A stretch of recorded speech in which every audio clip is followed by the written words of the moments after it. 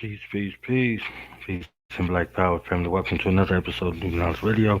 Place where knowledge is born. This is your host, Knowledge Born Live. We are here past the time. We're here at 12:12. We're supposed to have been on earlier at 10 p.m.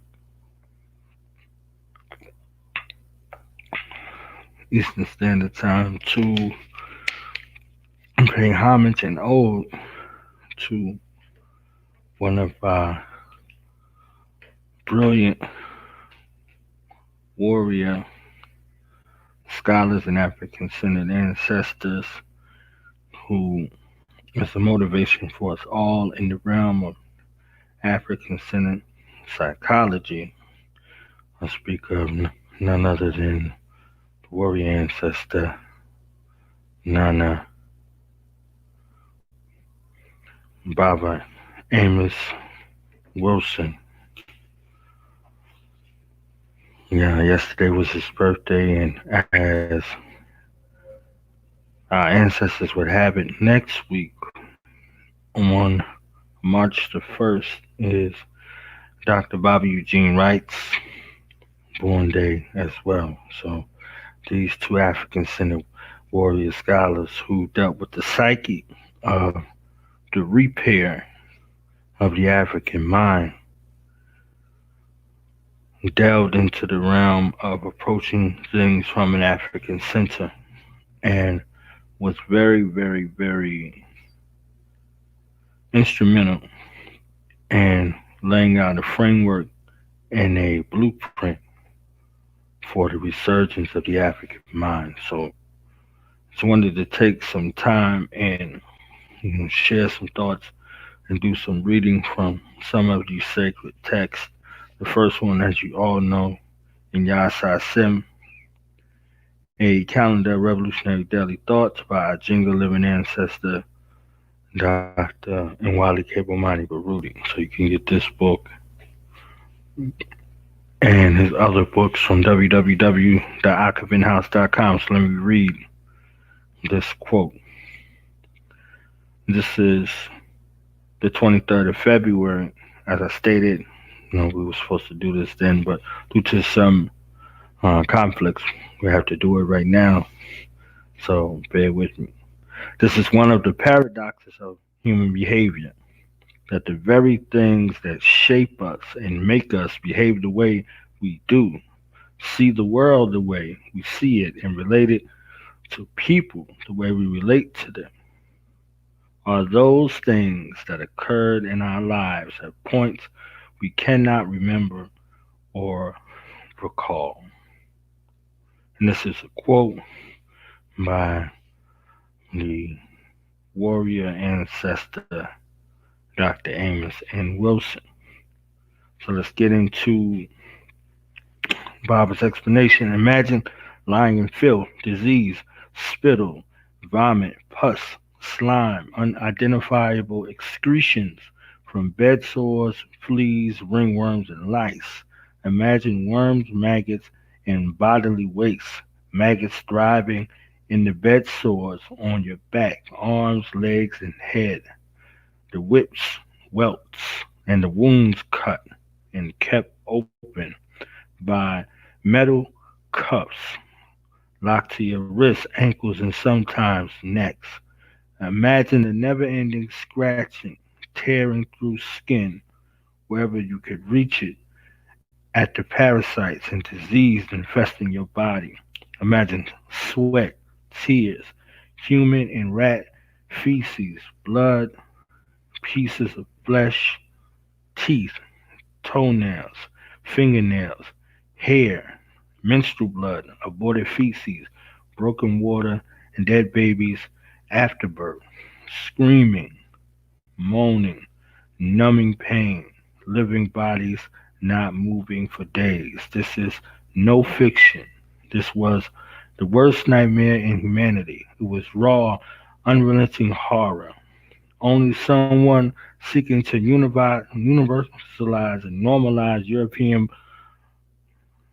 barbarities or make our Holocaust less tragic than it actually was would paint a picture that allowed us to rest easy with our past as mercilessly dehumanized enslaved people.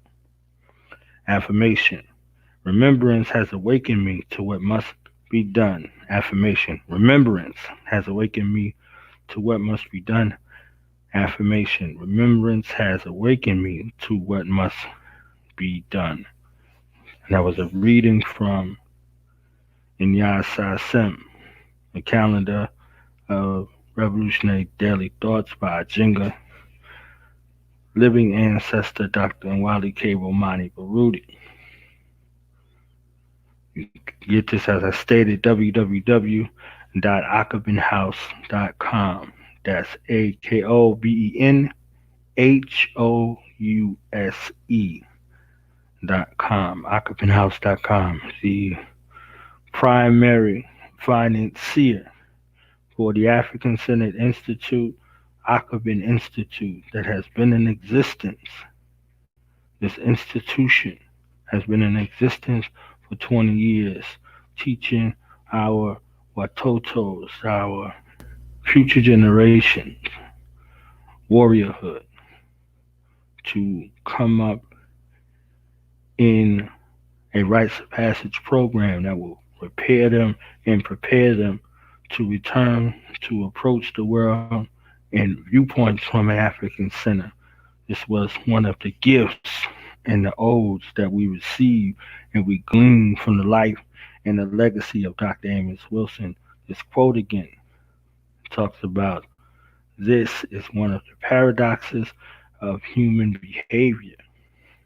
The very things that shape us and make us behave the way we do. What shapes us and makes us behave the way we do? Our culture. Our culture. As Dr.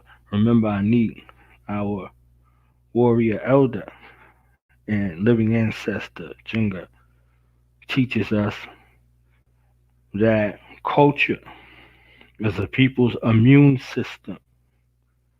She says that culture is a people's immune system. So what is it that shapes us and makes us behave the way we do? How we see the world, the way we see it, and relate to people the way we relate to them, are those things that occurred in our lives at this point that we cannot remember or recall. So he's talking about the consequence of a people who no longer identify as themselves, a people who have amnesia, who have forgotten who they are. So that cultural memory, that cultural genetic connection, that cultural relationship that gives you an origin in the world, a beginning in the world, not a birth record, a beginning in the world, an existence whereas you can be tracked. So your culture, your way of life, if your culture is your way of life and you are devoid of the culture, you are not living a way of life. You are simply waiting to die, waiting to be eliminated. All the while you will live, or you will exhibit traits and characteristics and behaviors and attitudes and mindsets of your enemies. You are not living your culture. You are dead. You have acquired an immunodeficiency syndrome. Your immune system is deficient. So you cannot fight off afflictions. You cannot fight off invasions of foreign entities into your body, into your mind, into your spirit, into your heart, into your essence. You can no longer fight off those maladies. And you can, after a point in time, you can no longer distinguish friend from foe in the body. You have no recollection of who you are and where you came from, nor your origin in the world. So if you're dealing with this from a perspective devoid of a culture, it is easy.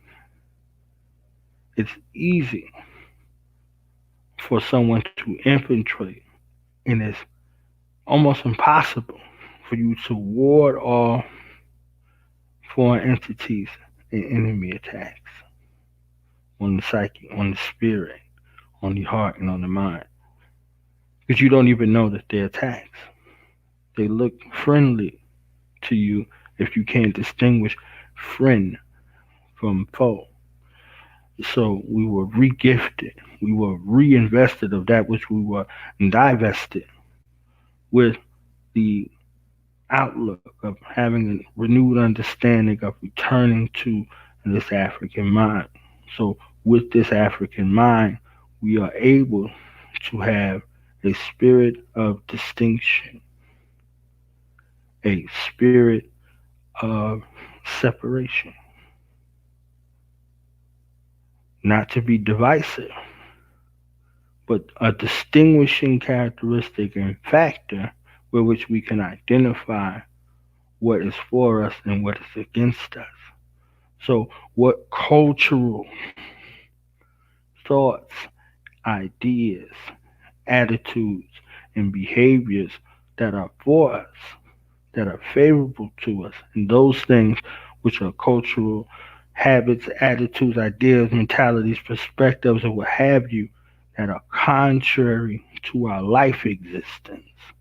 These are distinguishing factors. These are tools. These are insight into the psyche of our ancestral lineage and our ancestral connection. So let me get into this book right here.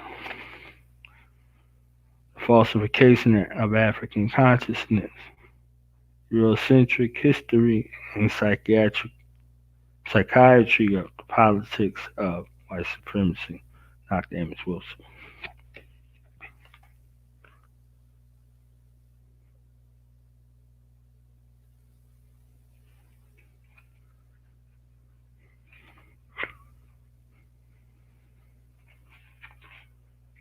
All right, let's see where I wanted to read at.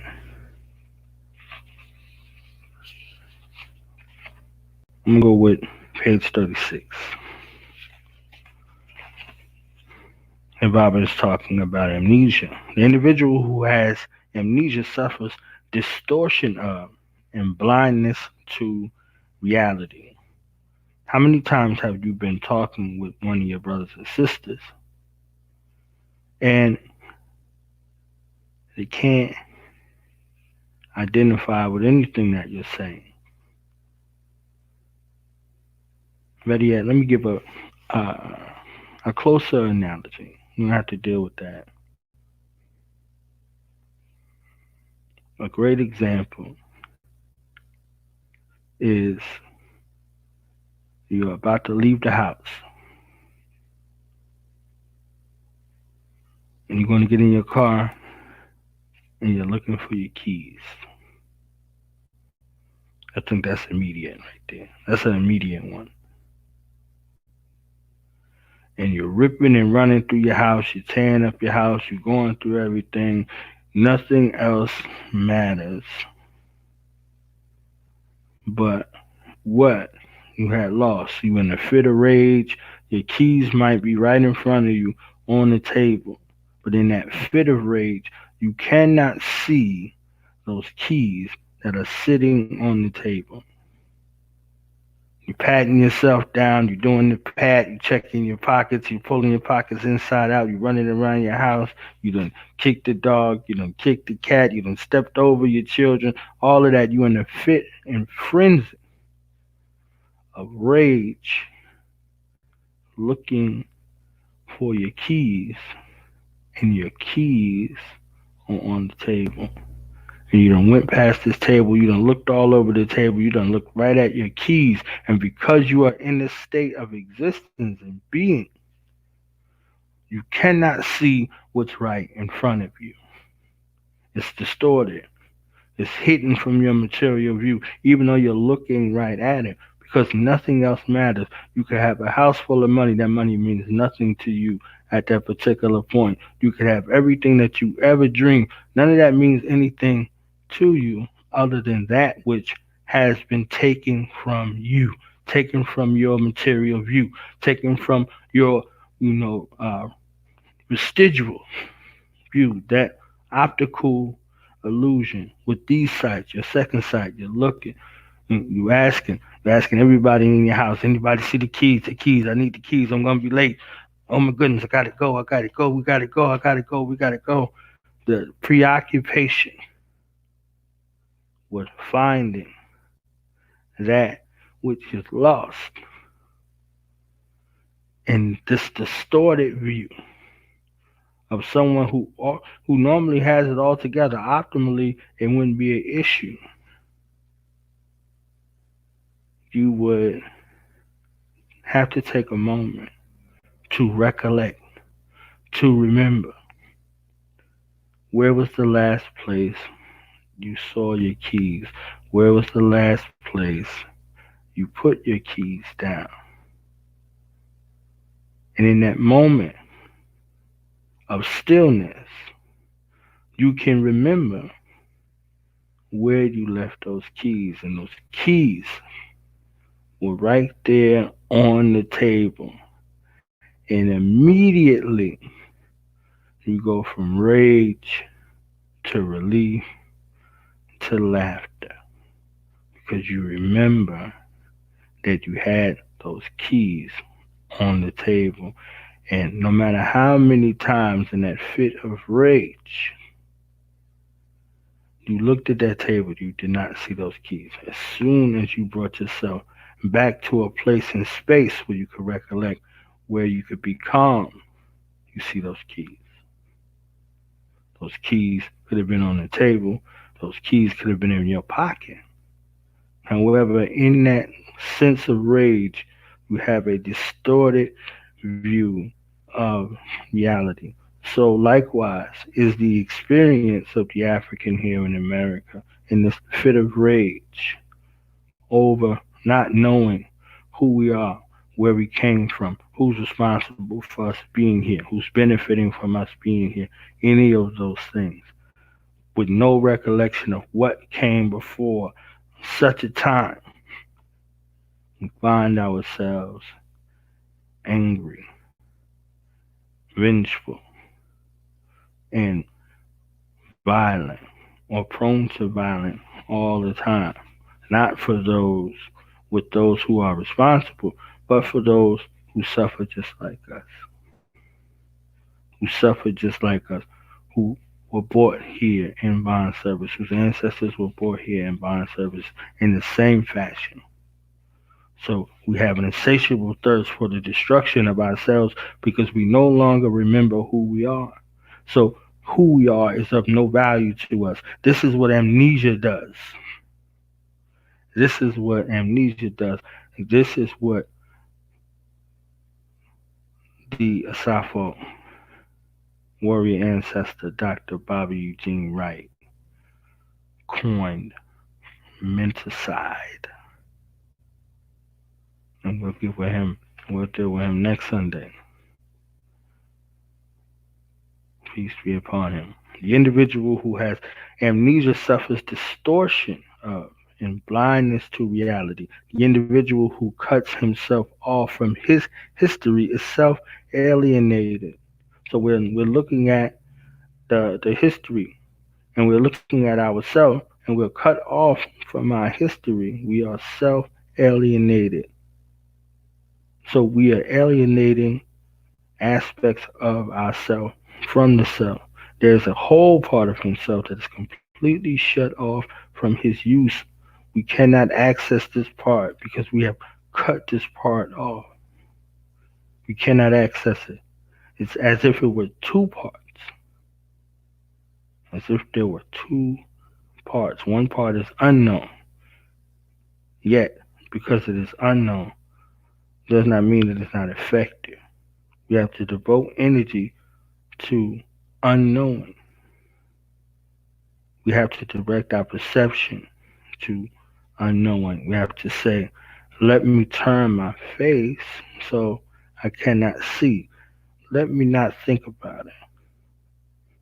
So the struggle to not know itself becomes a creator of behavior and personality structure. When you look at a term like denial, denial is twofold. Denial is a deception that affects the individual and the collective. It affects the individual with the denial or the deception or lie to self first. To say that you are not affected by not knowing who you are. For you to say to yourself first, it doesn't matter to me. Now you have an internal war between your higher and lower self in regards to conceptuality within self, with you not knowing who you are or where you come from. That affecting you on one level. So this is a active participatory struggle, a daily fight to turn your face away from yourself.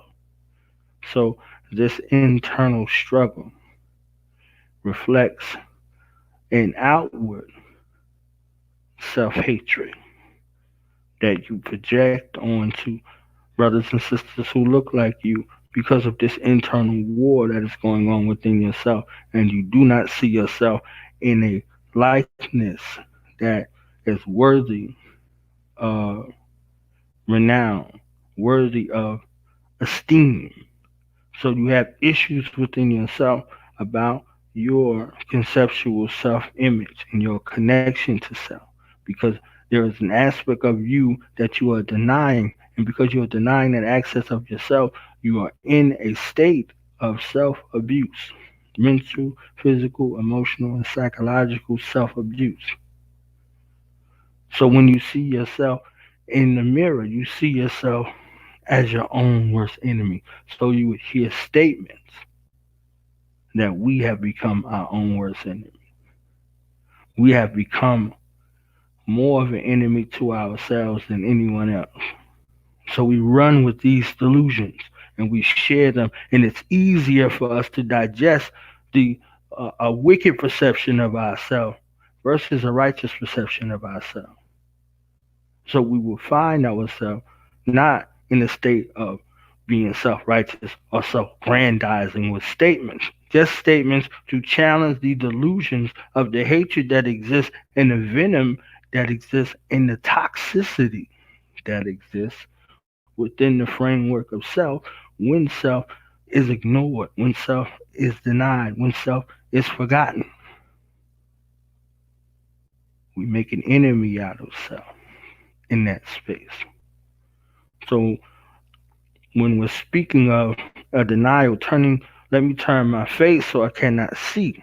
So if we look at our issues, if we look at our maladies, if we look at the situation in which we find ourselves in the same type of fashion, our modality is to deny. Now, this is the first aspect of denial.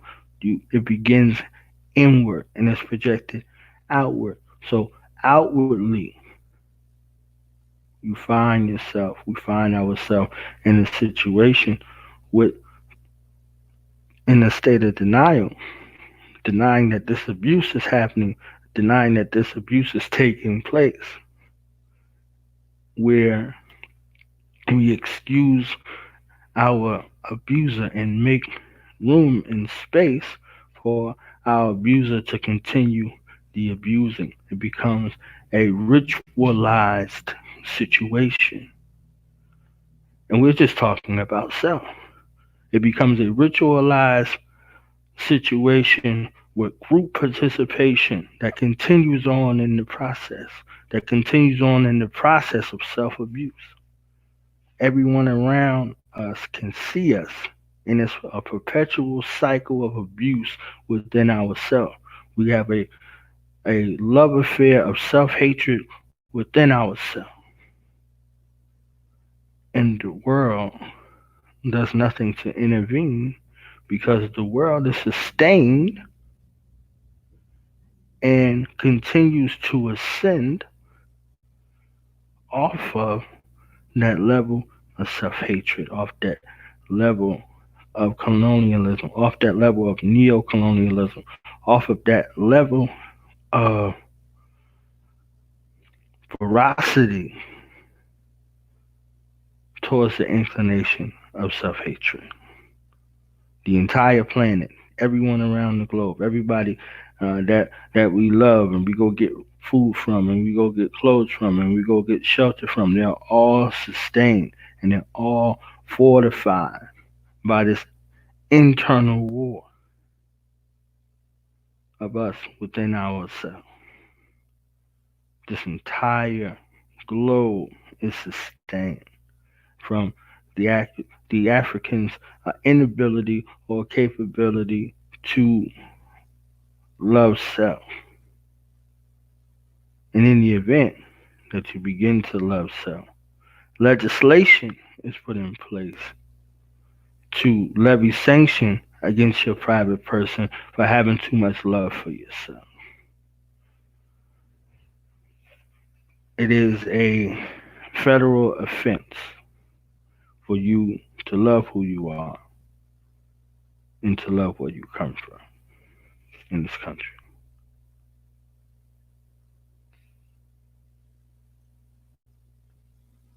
Goes on to further read, so the idea that not knowing one's history somehow permits one to escape is a lie.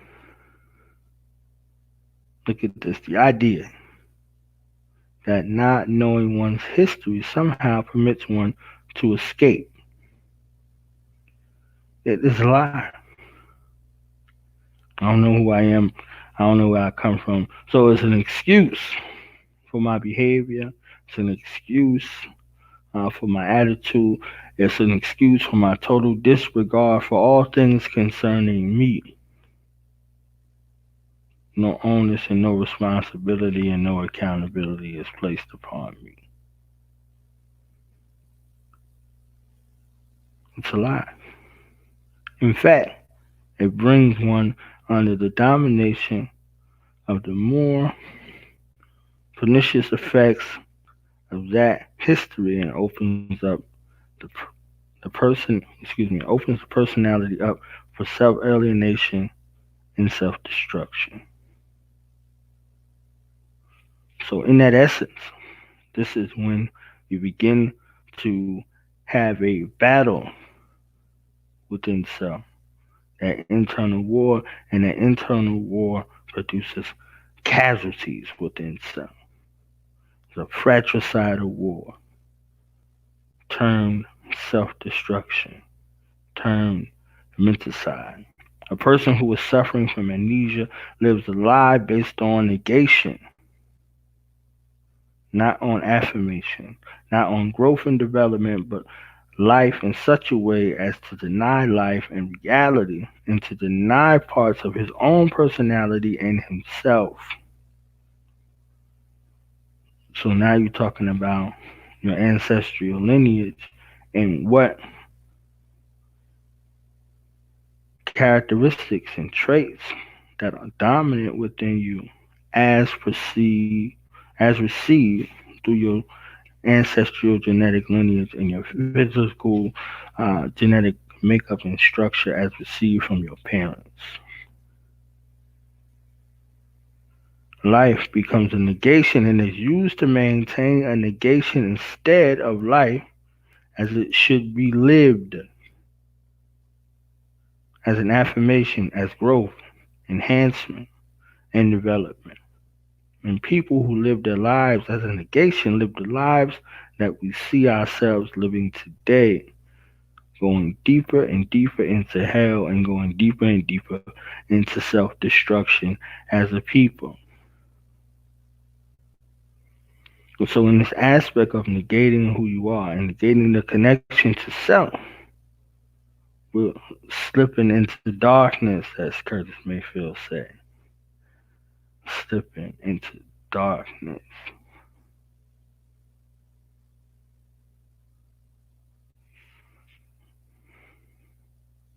I know that was War that sung that song, but I just wanted to shout out Curtis Mayfield. It's all good. History is real. It brings real, tangible results. When we wish to negate it and not integrate it, when we wish to negate it and not affirm it, then it negates us in the end. The negation wins out. The African person who lives in social amnesia brought on by the projection of mythical Eurocentric history lives a life that is unintegrated and misunderstood. Why is our behavior so puzzling to us? Sometimes we ask ourselves, why did I do that? I don't know what makes me do this.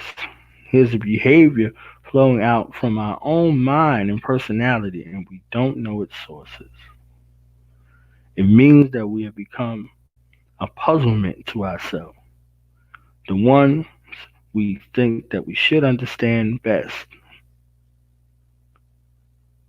Often, other people can understand us better than we can understand ourselves.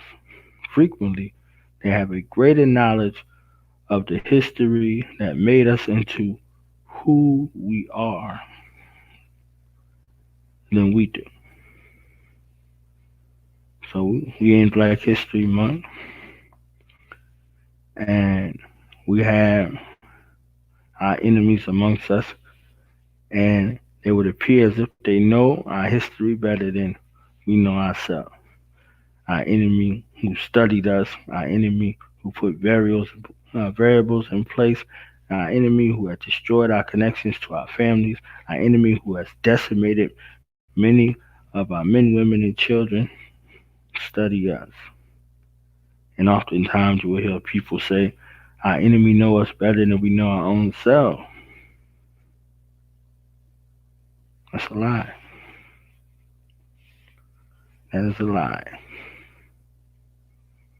But it's easier to accept toxicity than it is to do the work necessary to remember who we are. If we do not know our history, or we have made our history unconscious and therefore placed it out of awareness, that unconscious history becomes a source of unconscious motivation. Then, why we behave the way we do becomes a puzzle. We're confused by our own behavior. If we want to know why we behave the way we do, we must know our history. The unconscious must be made conscious. Consequently, where the European makes us unconscious of our own history, we not only become unconscious of our history as knowledge, we become unconscious of the sources of our behavior as persons and as a people, and our own behavior becomes a mystery. Quotation: why do black folks act like that? We get discouraged, we give up. We ain't gonna straighten them out, man, because we can't figure it out. When history is misperceived, we look to a white Jesus and we pray to that white Jesus and then walk out and see poverty, smell the stench, see the drugs, people holding babies up to shield themselves from bullets and all this kind of stuff. And it's not difficult to step over a thin line and say, boy, we must have done something terrible in the past for us to be suffering the way we do. As much as we pray to Jesus, this must be suffering for us to be suffering the way we do. God must have cursed us, we surmise. Then we're ready for the old ham mythology. We set ourselves up to, and we interject inferiority into ourselves. We take into our breast and past it on to our children, and we're done it. This is what happens when we don't know our history and do not know the history of other people. There are some Negroes who seek to escape their history and identity by telling themselves, I don't see color. Well, do you think that means the world doesn't see you as colored? Question. A lot of people fail to understand that because they may choose not to see something in a certain way, that other people still may choose to do so. The assertion, I don't see color, doesn't change the way other people look at them. In fact, this perceptual misdirection sets them up to be manipulated. As every day we hear Negroes say that they have been manipulated and are being manipulated in some sort of way. In fact, they often say it to justify their being manipulated and not confronting their reality because they don't want to deal with the realistic situation that they live in. They want to deny the Europeans' terroristic rule on the earth, deny his evil, deny his domination over them, and deny his destruction over the earth and life itself. So they choose not to see color, so they can't see white for what it is. They use it to justify not knowing their own history and not knowing themselves because they don't see color, thereby maintaining the amnesia. When we get into social amnesia and forgetting our history, we also forget or misinterpret the history and motives of others as well, our own motives. The way to know other people is to know oneself. The way to learn our own creation and how it came to be, what we are, is getting to know ourselves.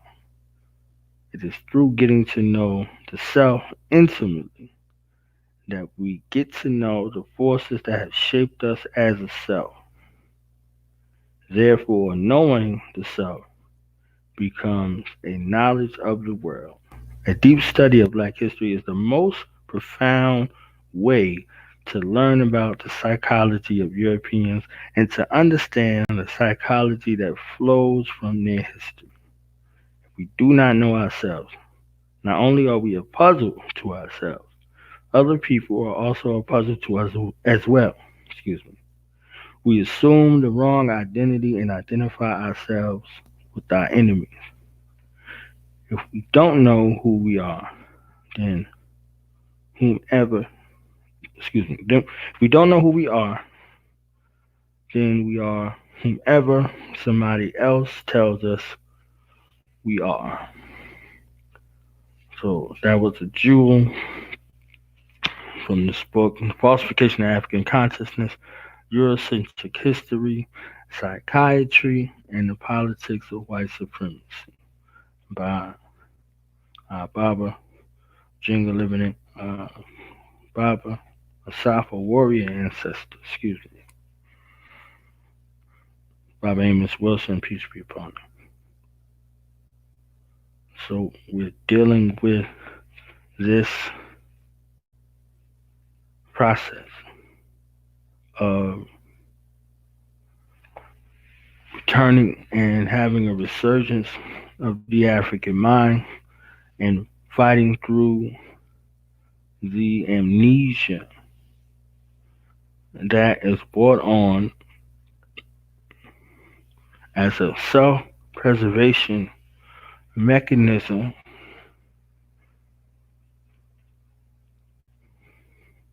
to overcome and block from our existence the pain associated with this traumatic experience termed by our elders and our ancestors as the Great Ma'afa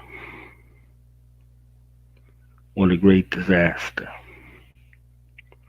the transatlantic slave trade. One of the worst atrocities to befall African people the world over. So the grueling, gut wrenching, spirit jerking details that Baba put forth in regards to what our ancestors had to endure coming to this land in bond service. The understanding of what was taken from them, who was taken from them, and how these things were taken from them. And the denial that we find ourselves in today with the split between us and the outright disregard and disrespect for the atrocities that have been levied upon our people. Whether it is your perspective that you are aboriginal to this landmass, or it is your perspective that you come from the mother continent. These atrocities of death and devastation at the hands of our enemies have befallen us all. There's no denial of your existence from us. There should be no denial of our existence from you. If in fact this is truly a trauma that we share. I'm only talking to black people. Only talking to black people. Only talking to black people. I had to say that 3 times. Like Candyman, like Beetlejuice had to say it 3 times. So for I need for us to have an understanding of what the work is in regards to returning to a place in the center by which we can begin to harness the power of our ancestral lineage and begin to put ourselves in a position where our generations to come after won't have to take the brunt of the work, but it may be a situation to where they have to finish where we started. So no more one and done generations. This is the generation and the time to make that imprint, to do that heavy lifting, to forge a firm foundation, and our generations after will have something to build on. They will not be left for dead. They will not be left destitute. This is our message. This is our methodology. And this is the time that our elders who were held captive behind enemy lines went to and gave up their formative years for us to continue on the fight. We owe it to them. Those who have sojourned along the way, whose lives have expired and have been taken from our physical view, we owe it to them. For those that we have not yet seen physically, but we have seen and met with and agreed to their resurgence or their return to the physical world, we owe it to them and to ourselves and to our families ancestrally on both ends. We owe it to them. So our strive to continue is renewed when we come into the renewed sense of who we are and where we come from, so we'll know where we're going. That Sankofa effect, that looking back to go forward, that looking back to go forward. That is us. This is our people. So this is some of the things that I wanted to get into. I didn't want to stay long, but I definitely wanted to encourage our family to check out Robert Amos Wilson on YouTube, and go to some black bookstores and get some of these books. Get some of these books and do your research. Don't allow any of these detractors and distractors, these bastards that are out here that are taking time out of their day to destroy and to distort and to misrepresent our warrior teachers, our elders, our scholars, our peer group, our youth. Withdraw social and economic support from these bastards that are out here seeking to distort the legacy of the divine African men, women, and children who make it their business to push lies and destruction and to be divisive. So we out of here. Peace and love. See y'all later on today. Black Power.